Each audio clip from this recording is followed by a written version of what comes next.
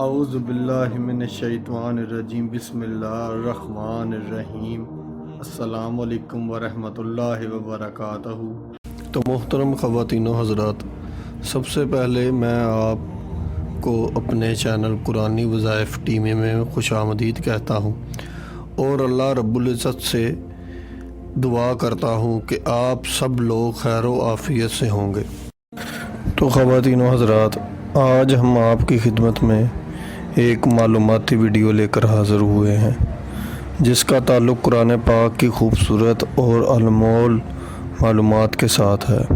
تو خواتین و حضرات، اب ہم چلتے ہیں آج کی خوبصورت اور انمول ویڈیو کی طرف۔ قرآن پاک میں جن شہروں کا ذکر کیا گیا ہے ان میں مکہ مکرمہ، مدینہ منورہ، بابل، یکا، حنین اور مصر کا شہر شامل ہے۔ قرآن پاک میں جن مساجد کا ذکر کیا گیا ہے ان میں مسجد الحرام، مسجد الاقصی، مسجد الزرار اور مسجد القبا شامل ہیں۔ قرآن پاک میں جن دھاتوں کا ذکر کیا گیا ہے ان میں سونا، چاندی، تانبا اور لوہے کی دھات شامل ہے۔ قرآن پاک میں جن سبزیوں کا ذکر کیا گیا ہے ان میں پیاز، ککڑی اور لہسن کی سبزی شامل ہیں۔ قرآن پاک میں جن درختوں کا ذکر کیا گیا ہے ان میں بیری، زیتون اور کھجور کا درخت شامل ہے۔ قرآن پاک میں جن پھلوں کا ذکر کیا گیا ہے ان میں انار، انجیر، تر کھجور، انگور، زیتون اور کیلے کا پھل شامل ہے۔ قرآن پاک میں جن پرندوں کا ذکر کیا گیا ہے ان میں ہدہد، تیتر، کوا، ٹڈی اور ابابیل پرندہ شامل ہے۔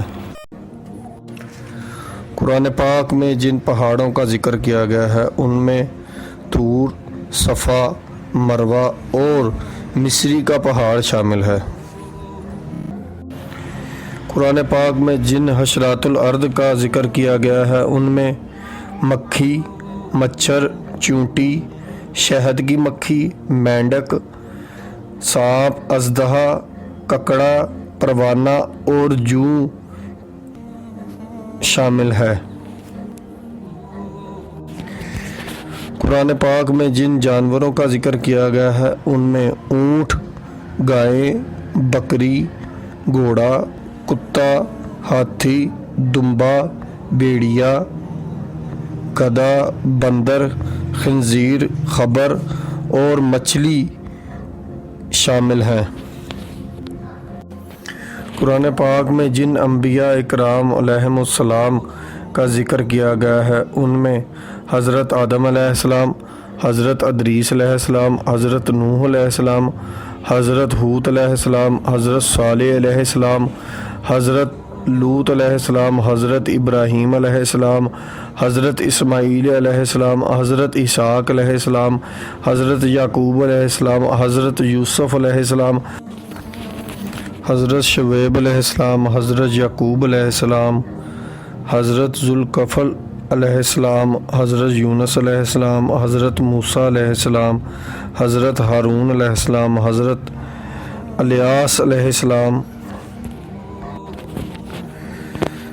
حضرت الیسع علیہ السلام، حضرت داؤد علیہ السلام، حضرت سلیمان علیہ السلام، حضرت زکریا علیہ السلام، حضرت یحییٰ علیہ السلام، حضرت عیسیٰ علیہ السلام